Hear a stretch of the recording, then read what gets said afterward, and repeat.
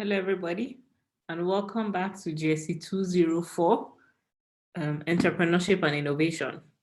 Last week, we did the course overview of the course guide itself. So this week, we're going to be looking at the concepts of concept of entrepreneurship and the Nigerian business environment. Let me share my screen for you to see slides. Now, as I said, the theme of this week is concepts of entrepreneurship and the Nigerian business environment. The intended learning outcomes will be understanding the concepts of entrepreneurship, entrepreneur versus intrapreneur, barriers to entrepreneurial practice, and then we'll discuss the internal and external environmental factors. Let us start off by defining what entrepreneurship is. Entrepreneurship is the act of creating a business or businesses and scaling it to generate profit. The whole point is just you having an idea, having an idea and then developing it and then selling it to the end consumer. Now, let's look at the concept of entrepreneurship. And the concept of entrepreneurship is divided into three parts. You have the entrepreneur, who is the person itself. You have entrepreneurship, which is the process or action, and then the enterprise, that's the outcome. The entrepreneur, for instance, is me. Okay, I have an idea, I want to sell Gary, I have that.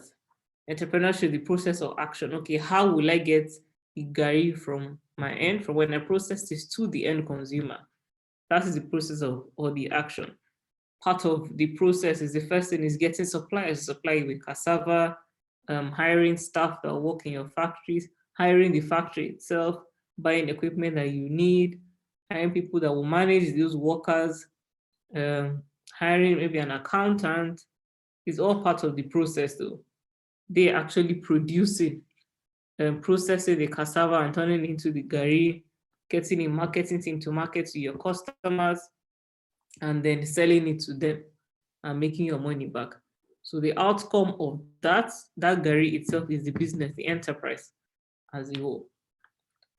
Now, let's look into the difference in entrepreneurship and intrapreneurship.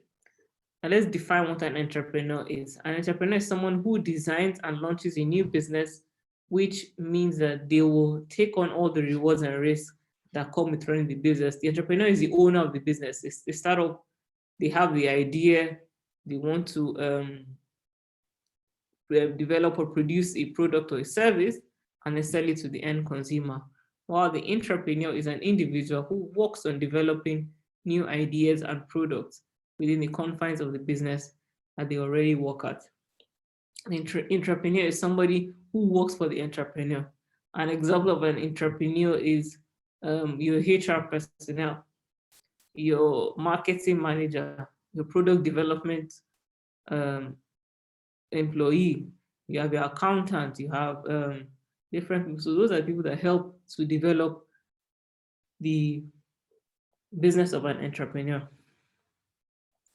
Now let's look into the differences between entrepreneurs and intrapreneurs. One entrepreneur is self-employed, while an intrapreneur is employed by a company.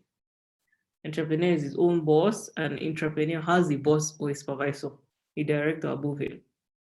An entrepreneur will find it difficult to get resources. Their job is to go and gather all the resources, the supplies, the money, everything to actually build and operate the business, while the entrepreneur will have the resources available to them. An entrepreneur takes all the high risks involved with the business. Every risk involved, they take it. While the entrepreneur is low risk, they don't have any stake in it. They don't have to do anything much. And there are different barriers to entrepreneurial practice. The first is lack of governmental support. If an entrepreneur does not have support of the government, if the policies are not favorable, they will run into problems. Shortage of funds and resources. If you do not have the capital or the money to run the business will crumble. So you actually have to go out of here and solve these issues. Okay, the shortage of funds, what do? I go and get loans. I go and get investors that will invest in your business to grow it and expand it. I do as much as possible to my product to sell to get profit and put it back into the business. Employee-related difficulties. Employees can make or break your business, so you have to be very, very careful in what you are doing. You have to train your employees, motivate them, get the best people to work for you. It's not just hiring just anybody. No, is that person good in that particular area itself? So yeah, it's a barrier, but you as an entrepreneur, as the owner, you have to give due diligence to hiring the best set of people that work for you. There are also severe market entry regulations. The market is not, some sectors is very, very difficult to enter. I can give an example as oil and gas sector. You have to actually know people inside there to be able to work around it, be able to enter the market. Lack of entrepreneurial opportunities. It's not everywhere you find opportunity for entrepreneurs. Educational barriers too is a factor. If you don't have the skill set or the certificate, sometimes it's difficult. Maybe understanding the language too can be a bit difficult for you. Lack of industry experience. If you're not familiar with the industry you want to enter, it will be difficult for you. So it's actually learning and doing an analysis of the industry that can help you, or actually doing trainings to apprenticeships to understand the industry. Now we'll do a small class activity, and I want you to take up, and then we'll discuss in the class. The first question is, what is it that comes to your mind when you hear the word entrepreneurship? And then what characteristics should an entrepreneur possess? So you think about these questions, and then we'll discuss them in the class.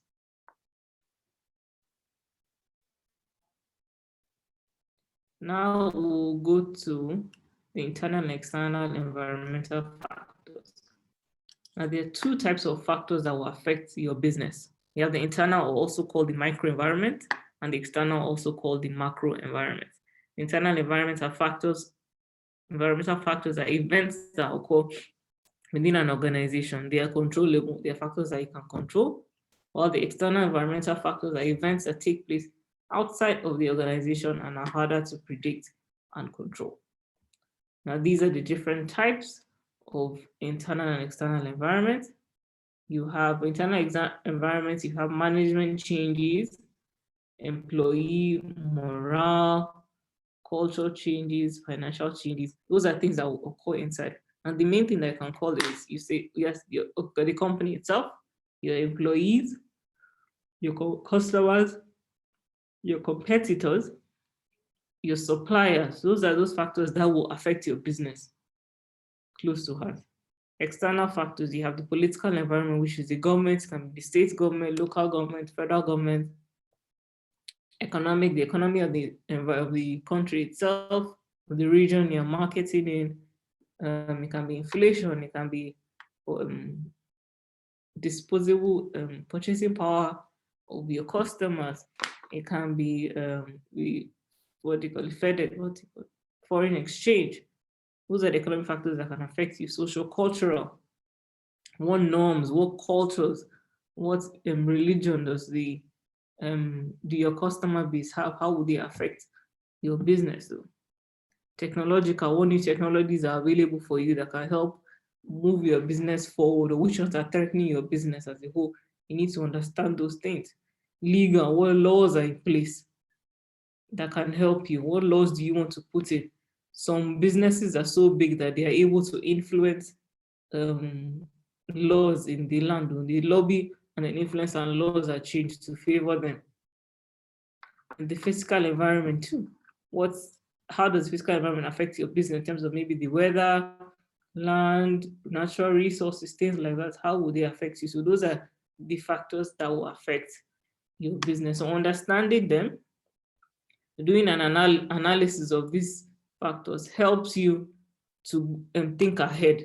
So okay, these are things that will affect me.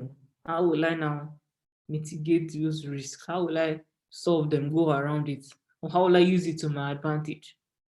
So these are the factors. I'm going to do a small class activity as well based on it. The question is, what are the likely challenges that you think an entrepreneur will face from these environmental factors? What do you think will affect you? What challenges, based on these factors, what specific challenges do you think they will face? It can be different things. We'll talk about that in the class. So thank you very much for coming today, for listening to this.